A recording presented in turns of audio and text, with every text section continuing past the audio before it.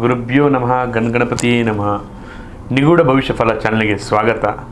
ವೀಕ್ಷಕರೇ, ಇದೇ 2026 ಮೇ ತಿಂಗಳ ಸಿಂಹ ರಾಶಿಯವರ ಮಾಸ ಭವಿಷ್ಯವನ್ನು ಈ ವಿಡಿಯೋದಲ್ಲಿ ನಾನು ನಿಮಗೆ ತಿಳಿಸ್ಕೊಡ್ತಾ ಇದ್ದೇನೆ. ಈ ವಿಡಿಯೋ ಇಷ್ಟವಾದರೆ ಲೈಕ್ ಮಾಡಿ, ಶೇರ್ ಮಾಡಿ, ಕಮೆಂಟ್ ಮಾಡಿ. ನಿಮ್ಮ ರಾಶಿಯ ಅಧಿಪತಿ ಸೂರ್ಯ 10ನೇ ಮನೆಯಲ್ಲಿ ಇರೋದರಿಂದ ವೃತ್ತಿ ಜೀವನದಲ್ಲಿ ದೊಡ್ಡ ಮಟ್ಟದ ಹೆಸರು ಬರುತ್ತದೆ. ಇನ್ನು ಗುರುವಿನ ಶುಭ ದೃಷ್ಟಿ ಇನ್ನು ನಿಮ್ಮ ರಾಶಿ ಮೇಲೆ ಇರುವುದರಿಂದ ಬಾಕಿ ಇರುವಂತಹ ಕೆಲಸಗಳು ಪೂರ್ಣಗೊಳಿಸುತ್ತದೆ.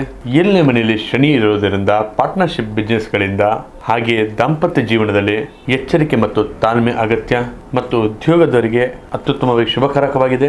ಮತ್ತೆ ಕಚೇರಿಯಲ್ಲಿ ಪ್ರಭಾವಗಳು ಹೆಚ್ಚಾಗುತ್ತದೆ. ಮೇಲ್ ಅಧಿಕಾರದಿಂದ ಮೆಚ್ಚುಗೆ ಸಿಗುತ್ತದೆ. ದೀರ್ಘಕಾಲ ಸಂಬಳದ ವಿಚಾರದಲ್ಲಿ ಹೆಚ್ಚುವರಿ ಮಾಡುವುದಾಗಿದ್ದರೆ ಈ ತಿಂಗಳು ಸಿಹಿ ಸುದ್ದಿ ಸಿಗುತ್ತದೆ. ಸರ್ಕಾರಿ ಕೆಲಸಕ್ಕೆ ಪ್ರಾರಂಭ ಮಾಡ್ತಾ ಇದ್ದಾರೆ, ಈ ತಿಂಗಳು ಉತ್ತಮ ಆದಾಯಕವಾಗಿರುತ್ತದೆ.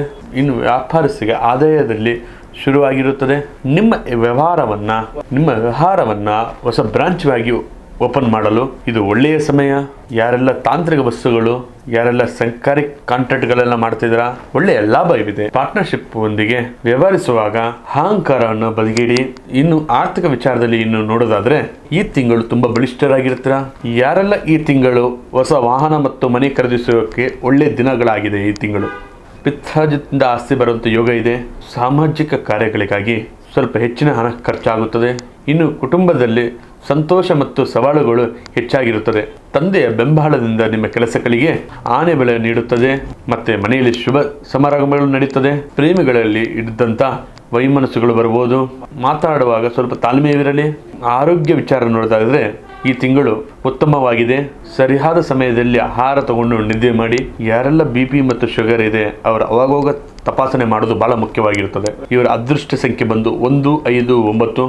ಅದೃಷ್ಟ ಬಣ್ಣ ಬಂದು ಕೆಂಪು ಮತ್ತು ಕೇಸರಿ. ಅದೃಷ್ಟ ದಿನ ಬಂದು ಭಾನುವಾರ ಮತ್ತು ಗುರುವಾರ. ಮತ್ತಷ್ಟು ಅಭಿವೃದ್ಧಿ ಹೊಂದಲು ಪ್ರತಿದಿನ ಸೂರ್ಯನಿಗೆ ತಾಮ್ರದ ಪಾತ್ರೆಯಲ್ಲಿ ನೀರನ್ನು ಅರ್ಪಿಸಿ ಆದಿತ್ಯ ಹೃದಯ ಸ್ತೋತ್ರವನ್ನು ಪಠನೆ ಮಾಡಿ. ಒಟ್ಟಾರೆ ಈ ಸಿಂಹರಾಶಿಯವರಿಗೆ ಈ ತಿಂಗಳು ಯಶಸ್ವಿನ ಮಾಸವಾಗಿದೆ. ನಿಮ್ಮದು ಸಿಂಹರಾಶಿ ಆಗಿದ್ರೆ ಓಂ ಸೂರ್ಯ ದೇವಾಯ ಎಂದು ಕಮೆಂಟ್ ಮಾಡಿ. ಹಾಗೆ ನಿಮ್ಮ ಜೀವನದಲ್ಲಿ ಎಂಥದೇ ಸಮಸ್ಯೆ ಇದ್ರೂ ಕೂಡ ಈ ಡಿಸ್ಪ್ಲೇಲಿ ಕಾಣ್ತಕ್ಕಂಥ ನಂಬರ್ಗೆ ಕರೆ ಮಾಡಿ ಪರಿಹಾರ ಪಡೆದುಕೊಳ್ಳಿ. ಧನ್ಯವಾದಗಳು.